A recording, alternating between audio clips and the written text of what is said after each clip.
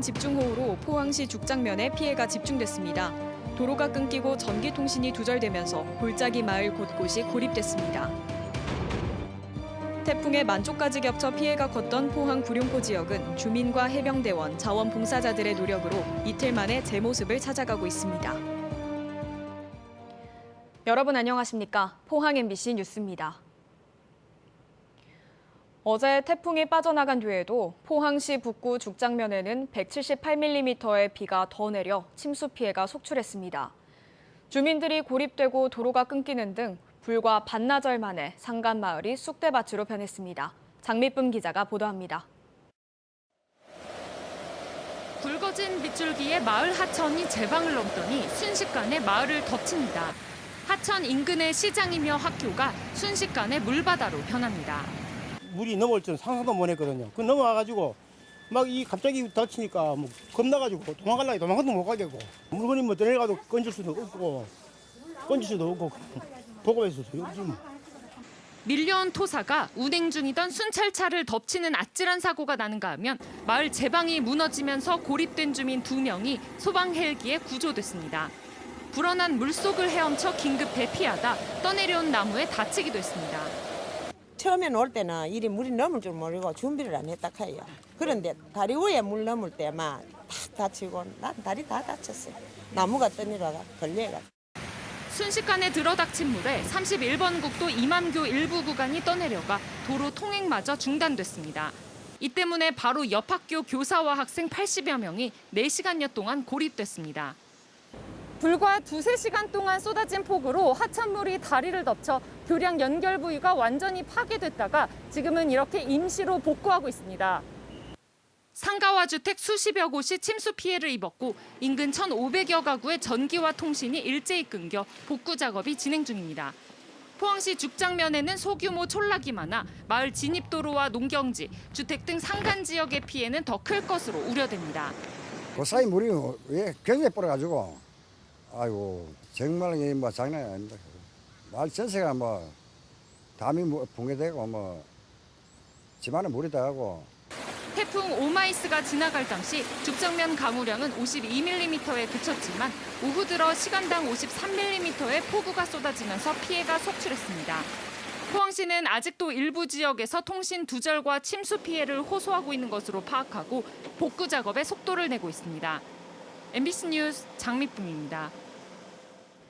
태풍이 지나간 포항 구룡포 지역도 전통시장을 비롯해 시가지 곳곳에 침수 피해를 입었습니다. 하천이 복개된 상태인데다가 만조까지 겹쳐 피해가 컸는데요. 하지만 주민과 군인, 자원봉사자들의 복구 노력으로 도시가 빠르게 제 모습을 찾아가고 있습니다. 박성아 기자가 보도합니다. 포항시 구룡포의 한 아파트. 빌라 앞 곳곳이 산에서 떠밀려 내려온 토사로 뒤덮였습니다. 바로 옆 빌라는 철제 울타리까지 무너져 내렸습니다. 그러니까 물이 현관 안에 꽉 찼어요. 눈물 안 난다. 작년에도 저것도 그 넘어가가 또 개인동가 했다 이거. 지하 물탱크까지 흙탕물이 유입돼 주민들이 직접 복구에 나섰지만 아직도 물이 제대로 나오지 않아 18가구가 생활에 어려움을 겪고 있습니다. 밥도 못하고 화장실도 못 가고 지금 설거지도 못하고 그래 있습니다. 아예 물이 안 나옵니다. 1,800명이 동원된 이틀간의 복구 작업으로 대부분의 피해 지역은 복구를 마쳤습니다. 소방대원들은 물을 뿌려 흙을 씻어내고 해병대원들은 구슬땀을 흘리며 토사를 퍼냈습니다. 피해 입은 주민들이 빠른 회복을 하셨으면 좋겠고 거기에 저희들이 조금이나마 이제 보탬이 되고자. 복구를 마친 구룡포 시장은 활기를 되찾고 있습니다. 하지만 유례없는 물난리에 앞으로 침수 피해가 반복될 것을 우려하는 목소리도 잇따랐습니다. 구룡포이 언제 48년인데 이만치 난리 치곤 처음이라요. 내 머리 털나고 처음이라. 태풍 오마이스에 이어 집중호우까지 하룻밤 사이에만 130mm에 이르는 비가 쏟아진 구룡포. 하천이 복개된 상태에다 만조까지 겹쳐 빗물이 빠져나가지 못하면서 피해가 커진 것으로 보입니다. 짧은 시간에 약 한 100mm 정도의 집중호우가 내려서 많은 피해가 발생했습니다. 침수를 비롯해서 쓰레기. 포항시는 오늘까지 구룡포의 피해 복구 작업을 모두 마치고 방역 작업과 주민 피해 지원을 이어갈 방침입니다. MBC 뉴스 박성아입니다.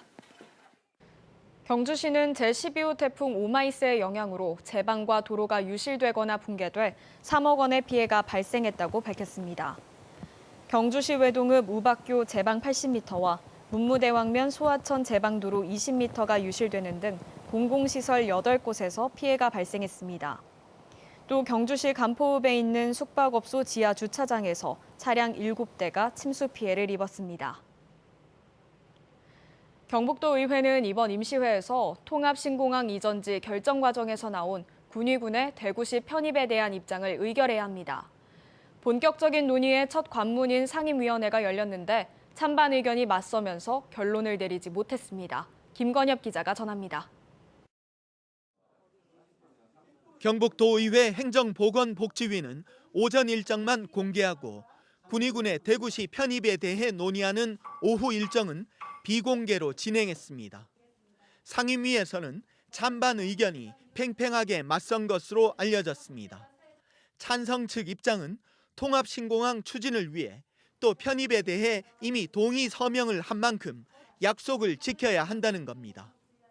반대 측은 인구 소멸 위기에 처한 경북이 지자체 한 곳을 대구에 넘기는 건 있을 수 없는 일이라는 입장입니다. 도의회 행복위는 경론 끝에 결론을 내리지 못하고 다음 달 1일 논의를 이어가기로 했습니다. 결론은 이제 나야 되죠. 결론이 나는데 찬반이 동수일 경우에는 우리 상임위에서 의견 제시로만 올리자 이런 이야기가 있습니다. 또 다른 조건부 찬성을 할런지 그건 또 토의를 하다가 다음 달 2일 본회의에서는 전체 도의원 59명이 무기명 찬반 투표를 할 예정입니다. 도의회의 찬반 의결은 어느 쪽으로 결정되더라도 구속력은 없어 경상북도는 편입 건의서를 제출할 수 있지만 정치적 부담이 될 수밖에 없습니다. 생리발 하나 뽑아가지고 더 좋은 일이 생긴다면 생리발 뽑아야 되겠습니까? 그래서 그런 각오로 말씀드리니까 잘 협조를 부탁드리겠습니다. 군위군 통합신공항 추진위는 경북도의회를 찾아 편입 없이는 공항도 없다며 찬성 의결을 내려줄 것을 압박했고 대구 세공무원 노조는 편입에 반대하는 성명을 발표해 장외에서도 찬반 입장이 엇갈리고 있습니다. MBC 뉴스 김건엽입니다. 경주에서 코로나19 신규 확진자가 오늘 7명 추가됐습니다. 경주시 건천읍 전자부품 공장에서 외국인 노동자 2명과 기존 확진자 가족인 초등학생 2명도 자가격리 중 확진됐습니다. 경주에서는 지난주 180명이 확진되는 등 급속한 확산세를 보이다가 이번 주 들어 하루 10명 미만으로 유지되고 있습니다. 또한 포항에서는 3명, 울진에서는 2명의 추가 확진자가 나왔습니다. 포항과 경주, 영덕, 울진, 울릉 등 5개 시군으로 구성된 경북동해안 상생협의회는 대형 트롤어선의 동해조업을 반대하는 공동건의문을 해양수산부에 제출했습니다. 협의회는 해수부가 대형 트롤어선의 동경 128도 이동조업을 합법화할 경우 오징어 자원을 싹쓸이한다며 반대 입장을 분명히 했습니다. 동경 128도는 경남 사천 인근이며 트롤어선은 어군 탐지기를 활용해 자루형 그물을 바다 밑바닥에서 끌고 다니면서 물고기를 잡는 방식으로 어획량이 일반 어선의 9배에 이를 정도로 어자원 고갈의 원인으로 지목돼 왔습니다. 올해로 지방자치제가 시행된 지 꼭 30년입니다. 갈수록 심화되는 수도권 쏠림 현상 속에 지역 주민들은 지방자치제가 밟아온 지난 30년과 앞으로의 미래를 어떻게 평가하고 있을까요? 16개 지역 MBC가 공동기획한 토론회를 통해 들어봤습니다. 윤파란 기자가 보도합니다. 전국에 사는 성인 남녀 1,000명에게 물었습니다. 지방자치가 필요하다고 생각하십니까? 전체의 73%가 넘는 사람이 필요성에 공감했습니다. 범위와 정도는 다르지만 지방자치가 지역을 넘어 국가 발전에도 도움이 될 거라는 목소리가 컸습니다. 지역 주민이 주체가 돼서 권리와 책임을 좀 가지고 참여할 수 있어야 그 지역이 특성에 맞는 발전을 할 수 있다고 생각합니다. 지금은 너무 지역마다 특색이 굉장히 도드라져 있기 때문에 중앙정부에서 일괄적으로 뭔가를 진행하는 것이 부당하고 맞지 않는 것 같아요. 현실은 녹록지 않습니다. 지난해 관련법을 만들어 400개의 중앙사무를 지방자치단체로 넘기는 성과가 있었지만 수도권 쏠림 체감도는 오히려 높아졌습니다. 일부 권한만 떼준 한계 때문입니다. 조직까지 내려와야 되는 거예요. 근데 조직이 내려올까 봐서 조직이 내려온다는 것은 중앙정부의 조직이 슬림화된다는 것을 의미하기 때문에 굉장히 이 부분에 대해서 저도 공무원 출신입니다만 관료사회에서는 거부감과 겁을 내고 있는 것이죠. 부족한 예산은 지방자치 발목을 늘 잡아왔습니다. 정부는 8대2로 기울어진 국세와 지방세 비율을 7대3까지 끌어올리겠다고 했지만 이루어지지 않았습니다. 불가피하게 또 시비를 매칭해야 되니까 그나마 있는 재원도 선택과 집중을 하는 것이 아니라 중앙정부가 짜놓은 메뉴에 따라서 따라가기 급급한 그리고 또 지방정부끼리는 과도한 경쟁을 하게 되는. 날로 비대해지는 수도권에 맞서 가까운 지역끼리 뭉치는 메가시티 전략이 속도를 내고 있습니다. 32년 만에 지방자치법이 전부 개정되면서 내년부터는 법적 근거도 마련됐습니다. 30살을 맞은 지방자치제, 이제는 새로운 생존법을 모색할 때입니다. MBC 뉴스 윤파란입니다. 경주시 외동읍과 문무대학면을 잇는 국도 14호선이 정부 예비타당성 조사를 통과해 선형 개선 사업이 본격 추진됩니다. 이 도로는 길이 7.73km로 급경사지와 급커브가 많아서 사고 위험이 높았는데 669억 원을 들여 선형 개선과 도로 확장 사업이 시행됩니다. 경주시는 사업이 완료되면 월성원전 사고 발생 시 인근 주민들의 재난 대피로로 활용될 수 있다고 밝혔습니다. 한편 경주 외동과 울주군을 잇는 국도 14호선 4.39km 구간도 이번 정부 예타를 통과해 4차선 도로로 확장될 예정입니다. 태풍은 물러갔지만 가을 장마는 계속되고 있습니다. 오늘 늦은 밤까지 비가 내리는 곳이 있겠는데요. 하지만 내일은 모처럼 맑은 하늘이 드러나면서 낮 기온이 3도 정도 오르겠습니다. 조주경 기상캐스터입니다. 장마 전선이 습도를 높이면서 꿉꿉합니다. 종일 비가 내렸다 그쳤다를 반복하고 있는데요. 서해상에서 꾸준하게 비구름대가 들어오면서 늦은 밤까지 경북 동해안 지역에도 곳곳에 비가 내리겠습니다. 앞으로 예상되는 비의 양은 5에서 20mm 정도가 되겠습니다. 내일은 비가 쉬어가면서 맑은 하늘을 볼 수 있겠습니다. 다만 볕이 강해지면서 낮 기온은 3도에서 5도가량 크게 오르겠습니다. 이어서 자세한 내일 날씨 보겠습니다.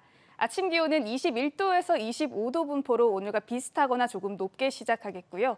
한낮에는 울진이 29도, 영덕 30도, 포항이 31도, 경주 33도까지 오르면서 낮 기온은 오늘보다 큰 폭으로 오르겠습니다. 울릉도와 독도도 맑은 가운데 아침 기온은 23도에서 24도 분포로 출발하겠고요. 한낮에는 울릉도 28도, 독도 26도까지 오르겠습니다. 내일 오전까지 동해 남부 먼바다를 중심으로는 바람이 강하게 불겠습니다. 항해나 조업하는 선박은 주의하시기 바랍니다. 바다의 물결은 전해상에서 최고 2.5m까지 일겠습니다. 다가오는 금요일에는 전국에 비가 내리겠고요. 다음 주도 가을 장마의 영향으로 비 소식이 많겠습니다. 날씨였습니다. 불법 후원금을 받은 혐의로 불구속 기소된 군위, 의성, 청송, 영덕 지역구 국민의힘 김희국 의원이 첫 재판에서 혐의를 모두 부인했습니다.